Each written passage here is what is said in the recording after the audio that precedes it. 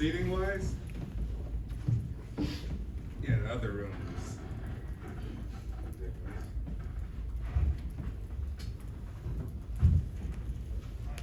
All right, I think I got some emails about assignments or syllabus or Blackboard or something. Who got questions? Yes. Yeah, I was looking at the quick guide, and it says that our assignment 1, the project plan, is due next week, but then on Blackboard it's due this Sunday. For the project plan? Yeah.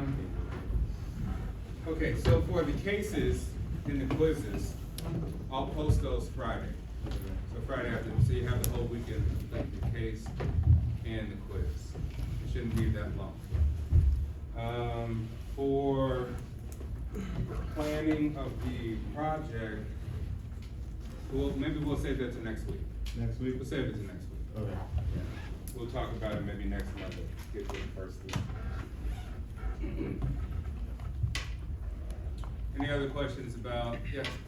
On the quick guide, it was saying that there's a discussion post due this week, but on Blackboard it says due week 2. On Blackboard it says due week 2, Yeah. week 2. Have anybody posted already, discussion wise? Yeah. Oh, you have? Yeah, but. No one else posted? No.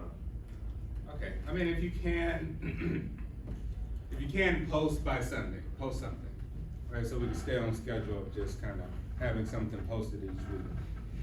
So I would say post something by at least Sunday midnight, and discuss with each other, argue amongst each other, question what other people are saying, things of that nature, right? So engage with one another, not just sort of regurgitate the book, regurgitate the PowerPoint, right? You want us to kind of share ideas amongst each other about how you feel about the topics and things of that nature. I'll say post something at least by midnight Sunday. Anything else? Yes? The quick guide didn't say anything about like cases, but those will be due Sunday. Yeah, I'll submit cases Friday evening, so I'll submit it for the whole class. And you guys can work on them through Sunday midnight, get them done.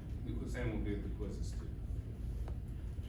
So maybe I'll go back and refresh the quick guide, since it's a bit confusing, or eliminate it and start from scratch with it, just refer to syllabus.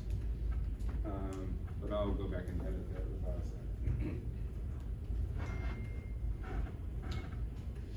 that. All right, who's been able to read a bit of chapter 1 to know where we start? Ideas, what you've learned, your take from it, anything? Pretty much we just talked a lot about like what operations are, Mhm. and kind of like the different types of customers and suppliers, such as like external and internal. Yeah, what we talked about last time, remember we said, what are our internal customers? Anybody remember what we said? Investors and employees. Yeah, right, people who have a vested interest in the company itself, right? Not people who are just consuming the product or the service that the company creates, which are external, right? Internal, people who have a vested interest in the workings and the success of the company from this operations, which are, hey, shareholders, stakeholders, people who have any kind of vested interest, suppliers, employees whose livelihood is based on the success of the company, things of that nature. All right, starting off from simple, we'll browse through sort of simple definitions and concepts. Right, operations management, systematic design, direction, and control processes to transform inputs and service and products for internal and external customers. So think of operations, like we say, we could look at it 2 different point of views, right? We could look at it from a product, from beginning to end, how it all begins from concept, from idea to patent, to what have you, to the creation of it, to the manufacturing, to the supply of the things that created, to the final marketing, to the final customer's hands, right? Or we could also think of corporate operations. Like, hey, let me look at an organization specifically to say, how do they run from day to day? How inefficient do they run from day to day? How much waste do they have with employees, with roles, with tasks? and how could we improve those operations. So I told you guys before, I started in private equity and venture capital. That's where I started my business. So on the venture capital side, I'm like, hey, such and such startup company, I like this idea, I like the market you're in, I like the industry you're in. Here is $150,000 so that we can grow this business and implement and market and get it out, right? Hey, I want 51% interest, 50% interest, so I can also have some control in how I want the business to operate, right? So if you make bad decisions, I can come in and give my 2 cents.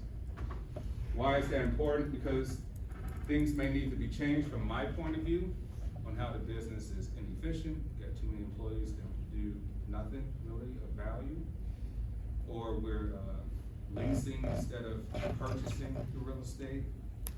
We're doing things in a way that's not beneficial to profit.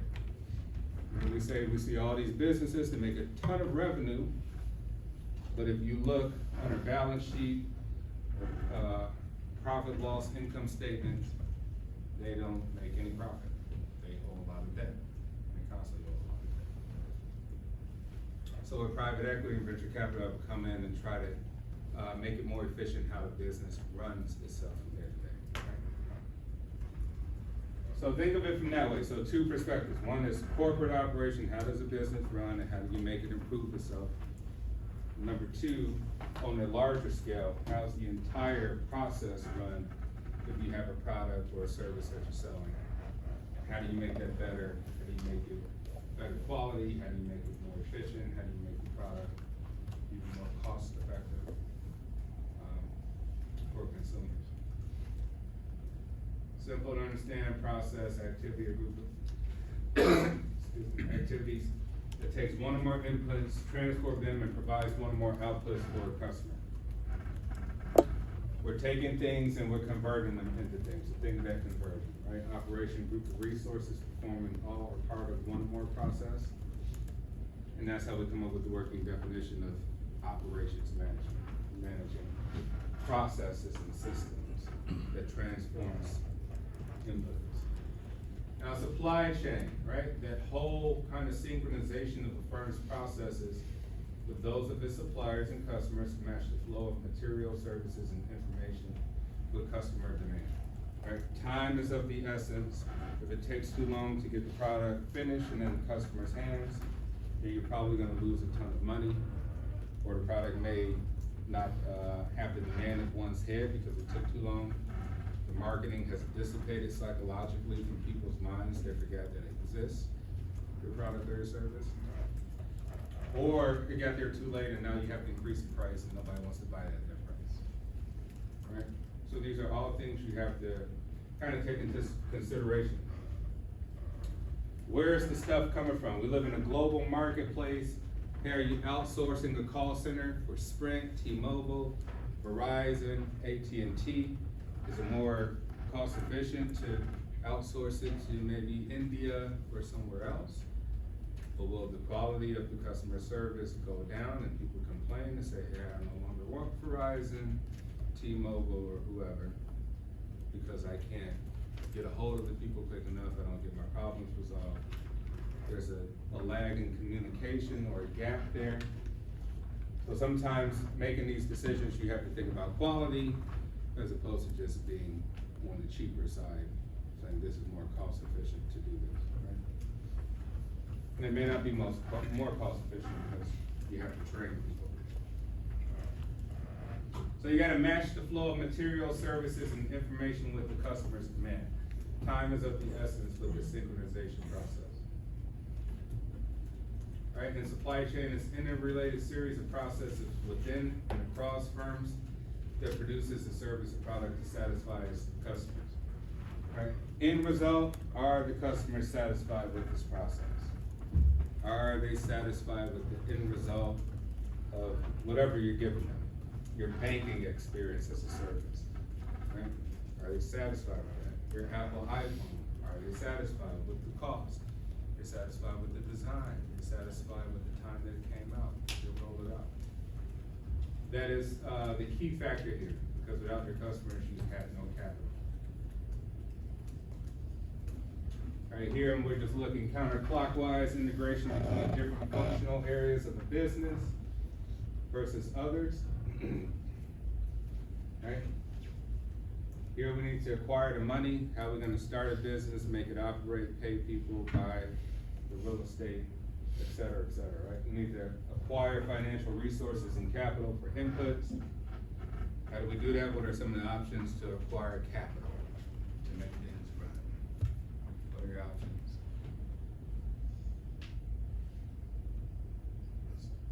Investors. Yeah, investors, what else? Loan. Yeah, bank loans. Those are the major ones, right? You go secure a loan from the bank with the business plan, or maybe you got some seed capital from somebody, you know. Jeff Bezos, family, his dad and I think his mom gave initial startup money. Elon Musk, dad, right? Had significant money in South Africa, gave him some startup money. Donald Trump's father owned maybe 40,000 apartment units in Queens and the Bronx, right? So it just didn't come from thin air, right? Somebody helped seed the beginning of the process. Or the credit was so good, no matter, they could go to the bank and get $50 million, right? Those are your options. So it starts off with acquiring capital, resources for capital inputs. Now you're taking that money, you're inputting it for material, service inputs. You had a restaurant, which is a service, where you get a phenomenal idea for a product that solves a solution for people in a quicker fashion than the alternatives, right? And from there, you translate material services into outputs. You're creating a product or service that people can purchase and consume, right? Then you wanna generate sales with good marketing. How do people know the product exists? They don't. You don't have good marketing, you don't post it on social media, you don't have a commercial, have a print ad on top of Google or something like that. So you have to dedicate resources there too to drive demand, else you'll stay stagnant or people will forget, right?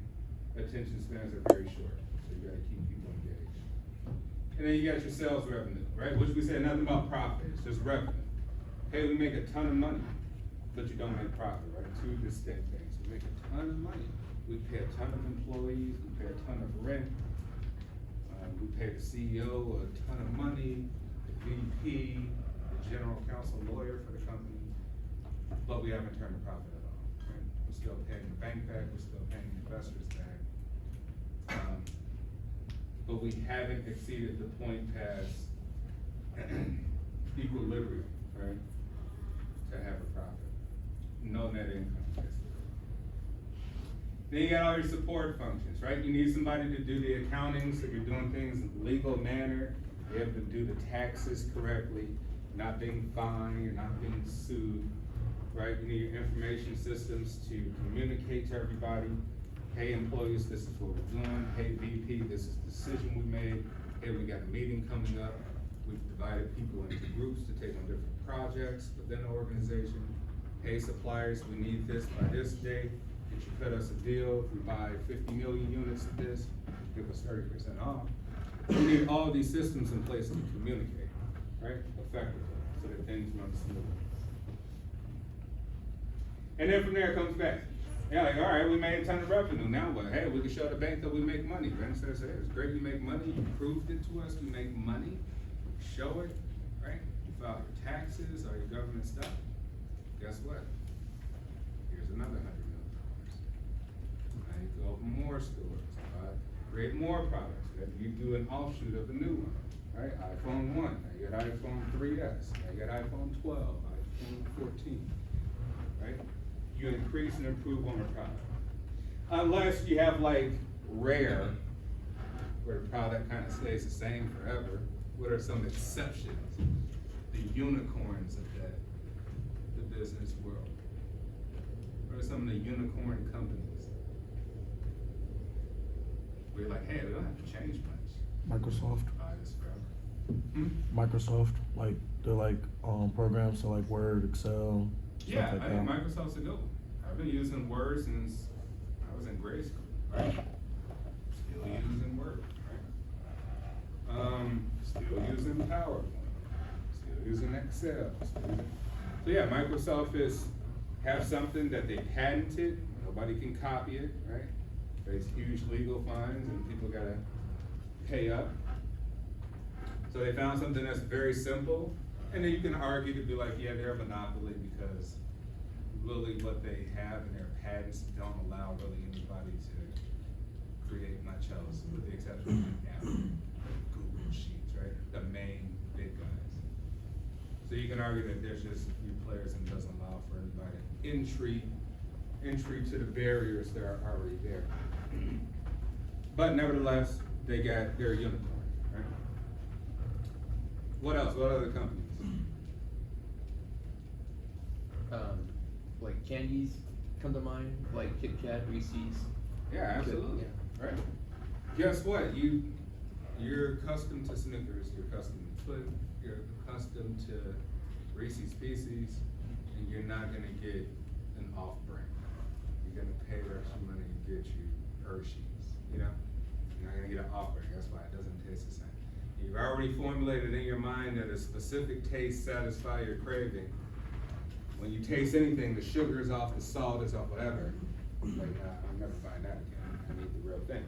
So yeah, Hershey's, Nestle, companies like that are unicorns, right? They have something that people want and will always want. Because you're always gonna want to eat the good snacks or have a sugar crack. What else? Yeah. Tire Such as Michelin, Firestone, Bridgestone. Yeah. Guess what? Tires are tires, right? But the thing is, if you're first to the market, generally, you survive the most and you grow the most, right? Typically, the first person to introduce something great that people really want, they will be Apple. They will be the Microsoft of that market entry. This is how it works. Because the investors all put their money in and want to get in really early before the stock goes to $3,000 a share. They want to get it at $5 a share. So like, here, take my $10 million. I know my $10 million is going to be $300 million in 10 years. All right, so typically who's first is typically who's going to be the biggest. Amazon, Apple with the iPhone, and the iPod, the revolutionized. Another one will be Coca-Cola. Coca-Cola is just Coca-Cola. Right? It's the most known brand on planet Earth. China, Korea, America, South Africa, it doesn't matter where you live. Right? You know Coca-Cola. Now they may change the formula a little bit, right? Coca-Cola in Mexico may have a little bit more sugar in it or something, or change the taste. It might be in a glass bottle, but still Coca-Cola. And so how does Coca-Cola make money? Like really, like what's the formula for making money?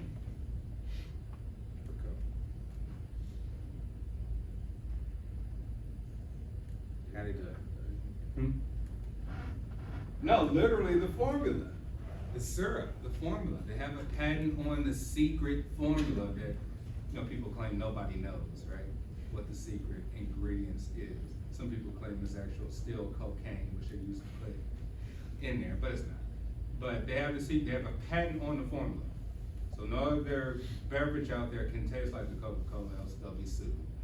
Coke got the lawyers to make those people go bankrupt quickly. And they're basically licensing the formula. So if you go into a corner store, like, hey, how come you guys sell a ton of Coke products from Coca-Cola Company? We'll sell any Pepsi or 7-Up / Dr. Pepper Corporation product. Right? So Coca-Cola say, hey man, you can't have both of us. We don't want to compete with our biggest competitor. You either take us or you don't. You want us? Yeah, we want you Coca-Cola because you're the biggest. And we know you'll sell. It's a no-brainer, right? You go to the drive-through restaurant. You bet, hey, you guys have any 7-Up? No, we got Sprite. How can I have 7-Up? Because we may not have Pepsi products or 7-Up Dr. Pepper products, right? We got Coke products. Just like we say Walmart bargains with the suppliers and bargain them to death to be like, give us the cheapest. We want to buy this stuff from you at the cheapest price, take it or leave it. What are the suppliers going to say to Walmart? Oh, we'll go somewhere else. Yeah, right. You want that guaranteed money because it's Walmart. It's going to sell. Right? So with Coca-Cola, basically they're licensing a formula for you to put in your stores. Their formula. McDonald's is another one too. Right? How does McDonald's make money? How does it primarily make money?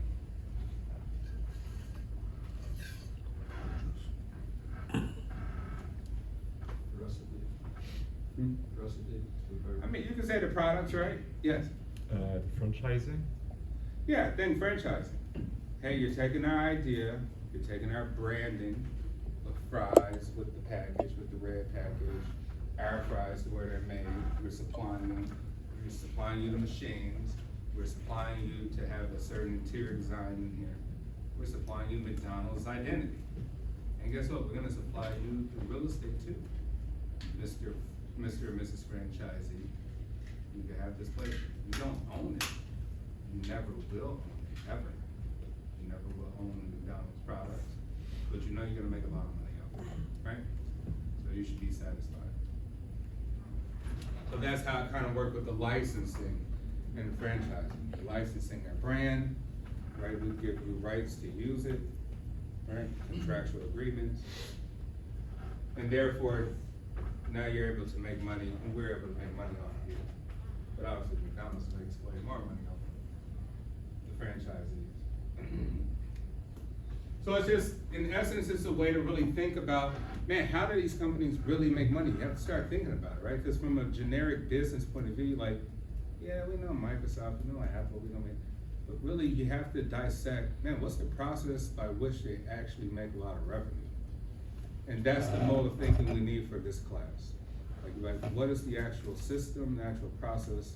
What's the formula to how you guys make revenue, right? So it's like taking away the generic, yeah, we made $1 billion, versus like, how did you do it? And that's, for me, I guess, as a business student, even though I had like undergrad, I had the education, honestly, there's a lot of stuff that wasn't explained, ton of stuff. Absolutely nobody in my classes knew what the heck hedge funds were, how they worked. Nobody knew what private equity was. Nobody knew how venture capital worked. Nobody knew like options and things like that. Derivatives, things like that. And you go back, yeah, that stuff's complicated, but you would think from an education point of view, like, dude, that's how the top people make real money, you know? And guess what, if you can understand that stuff from the top, literally everything else is pretty easy to understand. And now that you'll ask the real questions. You're like, oh, let me see the financial statement. Okay, this looks good. You guys been losing money though for 3 years. No thanks, I don't want to invest. You can make quick decisions, you know? As opposed to playing a guessing game, like, yeah, I like this company, they look so cool, they're everywhere. And then you actually look at the data and you're just like, man, this is a poorly run company. They're living off of debt. They got more loans to prop the company up, they never make a profit, right? So that's kind of the mode. That would, I guess, would be my argument about even some of the business courses that I took as an undergrad. When I got to an MBA, what happened is everybody was working already, right? People had jobs, so everybody started having real ideas about where they work and asking real questions and had real roles and tasks to do. So it's just a little bit different. But I wish that, you know, some of my professors had started off with like hedge funds, you know, or started off with like private equity and stuff like that, or started off honestly with economics, because sometimes I went through the whole thing and I didn't understand how the country worked. I'm like, I get it, but I don't get it how it works.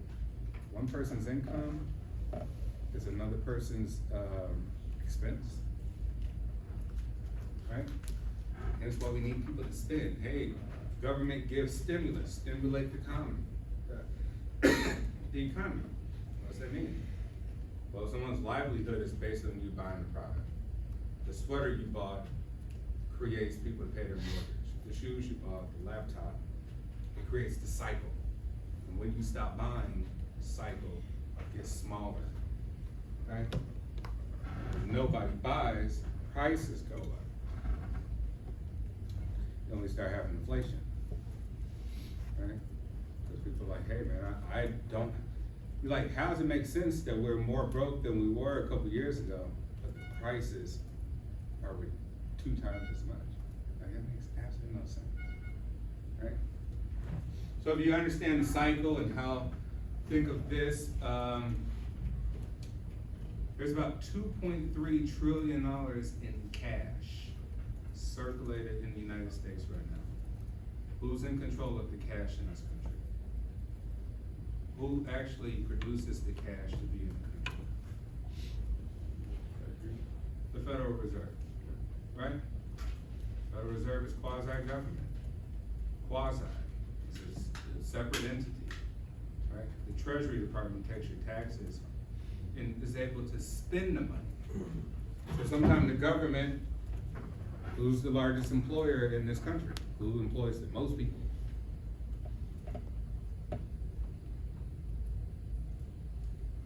Apple, Google, who? Amazon. The federal government employs the most people in the country. So the federal government can say, hey, we got all this money, we got all these people, now we can start spending, right? Hence why you would have government contracts. You know, some company just started up, hey, what are you gonna do? Man, I'm gonna get the government money. A defense contract to build missiles for the government or airplanes, and you know, all this different stuff, right? Or supply this and that for the government. So the government can also prop up the economy by spending a ton of money, right? Purchasing a lot of stuff. And then the Fed controls the interest rate and amount of money in circulation, which kind of affects the value of the dollar. Right?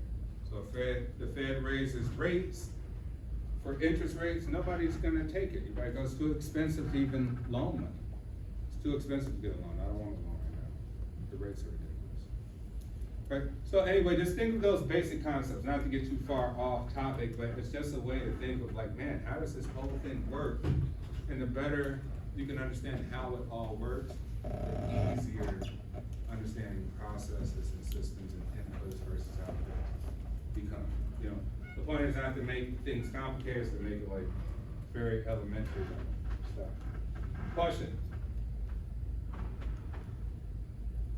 So that three point something trillion, Yeah, like 2.3 trillion right is now. that including what's in the Fed? Yeah, it includes all circulation, right? And then the Fed will take back money and destroy it, the Fed will print out new money, right? So it keeps track of the circulation of money. Here's the crazy thing, you're like, oh, we only got 2.3 trillion in cash. Cash buys stuff, right? Cash, you could go buy it and there's no debt. Buy a candy bar, close the transaction, you don't owe them anything else. But how much debt is in the country? How much credit is in the country? Just guess, throw random numbers out. 5 trillion. 5? Who said 5? Okay, 5, who else? 10 trillion? Hmm? 10 trillion? 10? What's the guess? What's the question? Hmm? What's the question? How much credit and debt is in the country right now? All I know the national debt. That's all I know. I don't know what What is was it. the national debt? It's like 23. It's like 23 trillion, isn't it? Yeah, so it's like close to maybe 30 trillion. And that's not even real numbers, right? Because what the government puts out always denoted at the bottom, like this only encompasses this. Right, so think about that, 2.3 trillion cash, 20 to 30 trillion debt. Like, it doesn't make any sense. It means everybody's in debt. And everybody will be in debt till they die, right? So like somebody's making a lot of money and they're not telling us. Or we've created a system where we've tricked people, right? People want a new shiny car, they want a new house, a condo, blah, blah, blah. And the price to get those things are so much that nobody can afford to buy them outright, right? Nobody's gonna have the cash to buy $1 million home outright. So how do they get it? Debt. Right, and the debt is unforeseen. You mean, you have no idea how the economy will be in 10 years. You took a 30-year loan mortgage, you have no idea what's gonna happen in 10 years, 5, 7, 15. Things could be so bad now you can't afford it, now you owe the bank, whatever. So anyway, not to get off topic about it, but it's just a way to think about just the basic economics happening. If this happens here, it happens around the world, right? Because things are becoming more capitalistic everywhere. Places that didn't allow you to do certain things, now they allow it because the money's good, right? Certain places have certain belief systems, ideologies, it's starting to change, it's starting to get a little bit, starting to tweak it. Yeah, we believe in that, but we'll allow that, because money's good. So everything's starting to become a little, we maybe call it more democratic, or capitalistic. So the same systems will be in place, people will take on more debt. Which is bad, but as a side note, we owe maybe 90 trillion or more in unfunded liabilities. That means like things that we haven't put money in, that people still are entitled to, like pensions, Social Security, Medicare, all that stuff. Right, so typically, even here in Illinois, if you see if the economy goes really bad, and they talk about pensions and stuff like that, it's because like, hey, we don't have the money there. We owe the people the money. We may owe them trillions of dollars, but the money's not there. It don't exist. So what do we do about it? Yes. So, do you think Social Security will ever get like shut down because they just can't afford to like keep promising people money? I mean, it's possible, but there's always some sort of agreement. There's always a way to keep it alive because from a political standpoint, you don't have nothing to argue about. It's bad. To argue about immigration, we don't want to get rid of immigration. Why? There'd be nothing to argue about, nothing to lie about. You get it? So it's these forces in place. It's like, it's a big game. It's either you're in the game playing it or you're on the sidelines just watching everybody else play. And most of us are on the sidelines watching the game play with a bunch of really savvy professional athletes, the politicians and business people. And they know it's a game, and it's just BS. All right, processes, how do they work, right? So we got our external environment with our customers, we got the outside public looking at us.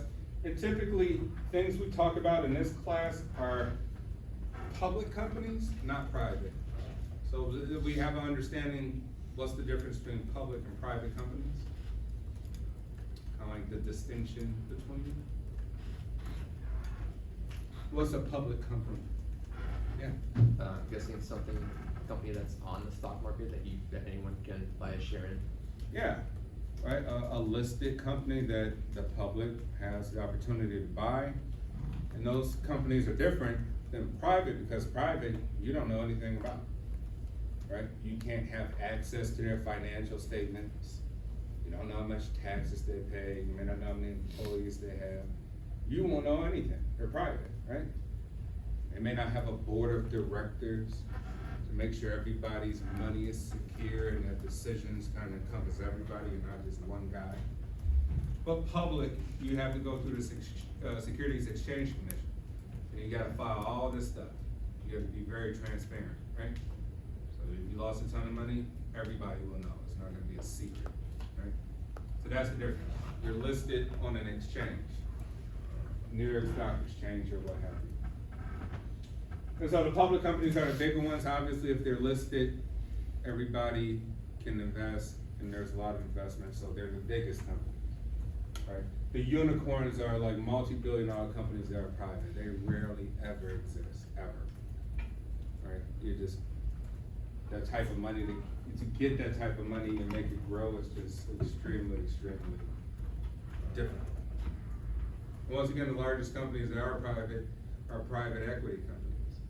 And so if you go look up things like AMC Theaters, you ever looked up like, hey, all the ones that went bankrupt, Sears, Kmart, Toys R Us. Hey man, what happened? Who owned those things? And you look it up, Google it or Wikipedia. You write KKR, private equity, blah, blah, blah, private equity. These places bought it up to either refine it, retool the companies, try to make it better. But they're like, no, this company's cheap and it's gonna go bankrupt anyway. Let me make some money during the bankruptcy. Let me sell off all the buildings, the assets, fire everybody, do this, and I'll make a killing and just dissolve it. That happens too a lot, right? Which is a strategy to make money, but strategy is to tear it all down. And some people say the strategy is to make it better, right? We've rebranded, remarketed, we got a whole new vision, whole new people, et cetera, et cetera. All right, yeah, dealing with public companies. We got internal and external customers, which we talked about. and we're going, gonna go this way. Right, so we got inputs, which are, inputs is anything, it could be workers, it could be managers, anybody that's having some input to create the final output. Bless you. We got the equipment that we need to run the business, we got the facilities that we need, buildings, things like that. We got the materials, we got the land, we got the energy. And if you look and think about that, a lot of money is already in there, right? Like if you think of Apple, right, Apple used to be like, products was only located in like Best Buy, and inside of malls and stuff like that. You're like, why did Apple start making these really, really cool stores, their own stores? Why do we think? Why the Apple Store? Why not still have it in your local mall with a little tiny shop? Why these big, awesome looking Apple stores? Yeah, because they know, hey, they don't place them in bad areas. They know that the real estate is gonna be great. That's also part of their bottom line. And why lease from an owner when you can be the owner? So Apple's about control, which is why you use not like, Samsung phones or Google. It's not open source. Apple's about like, no, you can only do this because we say so, our operating system, our apps. And then they start to transfer that mantra to like, no, our stores too, right? And guess what? People love it. People love the Apple Store. So like people like the experience of going in there. We could fix it here, we could repair it, you can sit, drink a coffee, chill out, and while you're chilling, guess what? You'll look around and you might buy something else too. You might look around back, I'm gonna come get that new laptop later. So Apple knew that from a psychological point of view, marketing point of view, and a control, and they know that the real estate's worth a lot too. It's actually part of their financial statement. They have a lot of good facilities, right? And it's McDonald's too. Don't get it wrong, McDonald's, most of the money that McDonald's has come from real estate. So where they're located and the actual real estate is worth a lot to their bottom line, because they own the property. And then we got information on performance, and this kind of goes back this way. So we'll zoom over here. So if we go from inputs to processes and operations, right? How do we take all this stuff and make it effective to operate the business efficiently, effectively, so that we can move over here and create the final outputs, which is our products and our services. Right? And from here, we said we have information on the performance. We're doing the process, but we also need to know about the process. We need information about the process. Why? So we could go back and research and analyze it back. What was the end result? Hey, here. One of our processes would be 50 million in marketing. Okay? Hey, Mr. Marketing Manager, you get the 50 million for your big campaign. Now we're gonna look back to see, did it change anything from the amount of people who bought the stuff, right? If not, you wasted our money. You're like, oh, it didn't change anything. We got less customers. The marketing campaign sucks, the marketing guy is fired, hire somebody new. We need a different process, but we need a wholly different campaign, or we're advertising on the wrong platforms, things like that, right? So we're gonna need that information back. Okay, what's the end result? Is this working? Is it not? Is it beneficial? Is it wasteful? What's going on? So we need that information, which is good. What's the time, right? Is it 42 or 41? Yeah. Okay. Questions so far? Does this stuff make sense? Okay. Every process and every person in the organization has customers, right? Everyone has external and internal customers, which means everybody in the process has accountability to the end product. We all are accountable, responsible to work for a company, but how that affects our suppliers and everybody else within the organization and outside the organization. Every process and every person in the organization relies on suppliers. Right? So we got external suppliers, people that supply us money, things like that. We got internal suppliers, which are the customers, the employees and everybody else in management, they do their job well, the suppliers with good results. Nested process is the process within the process. What could be an example of that? What's like a process within the process?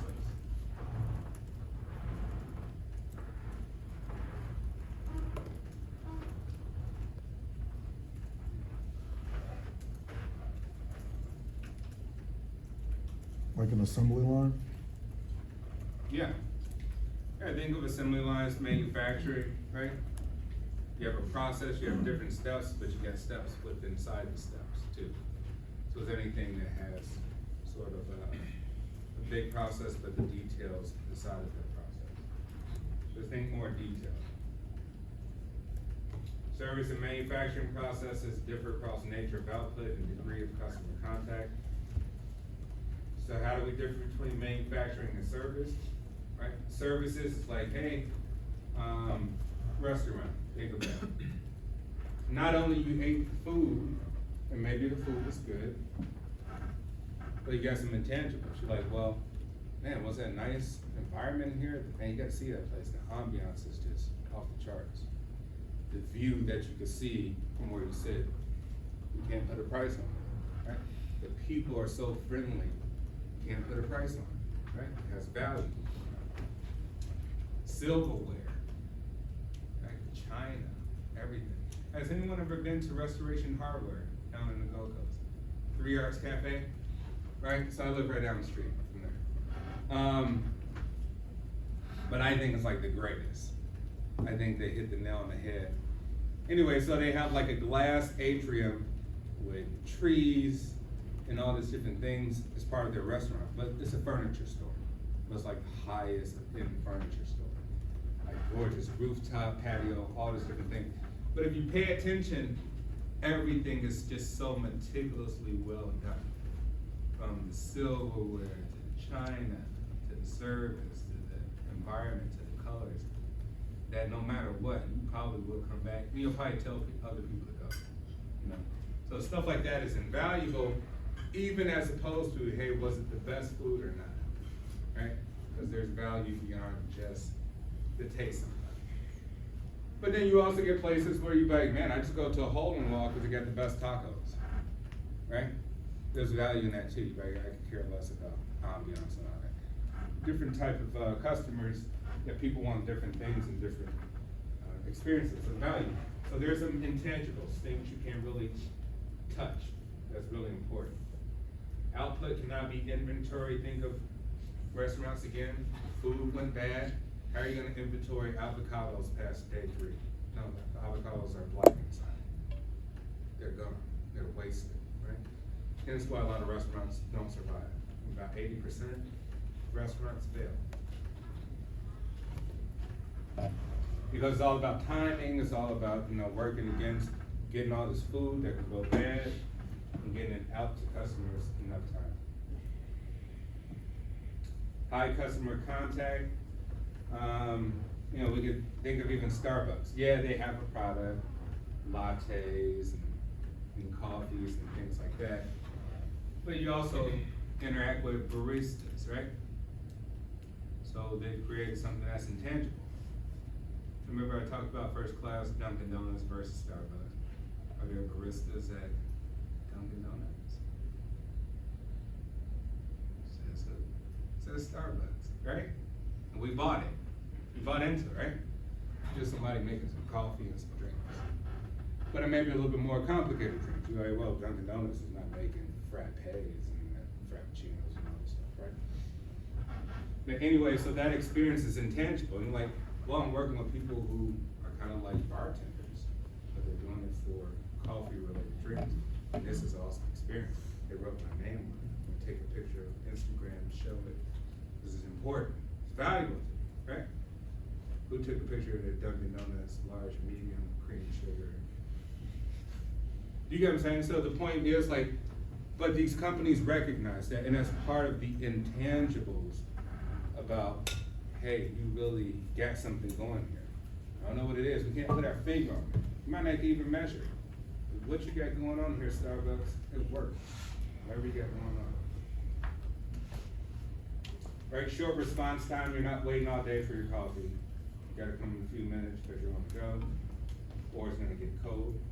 Right, labor intensive, you gotta work, the people have to work hard and quick to get it to you. Quality not easily measured. You don't know how long the coffee's been out, you don't know how long the lettuce has been out at the restaurant. Like, it tastes good enough for me, so it works, right? You can't usually measure it like you would a product. And then on the physical side, physical durable output, you can touch it, you can measure it, you can see it go bad. You gotta inventory it, it can last a really, really long time. Maybe after a while, you gotta put it on clearance, cause it's too old. Low customer contact, think of Amazon, right? Not really dealing with people, the guy, female drops it off, you didn't see him because you were at school or at work, but you got what you wanted. Sometimes a long response time, depending on the supply chain, right? Is it available, is it not? Amazon's been out of this thing because of supply chain shortages, things like that. Capital intensive, takes a lot, takes vans and all type of things just to get the product to the final end customer. And quality easily measured. You know, you go in there and you see 2 million reviews about a product on Amazon, and you put videos and pictures of it, like, dude, this is the worst product ever, it broke up in 2 weeks. Of course, the greatest. All right, well, in here, any questions before we go? No? All right, see you Friday, and after Friday, I'll post the dates. What is it?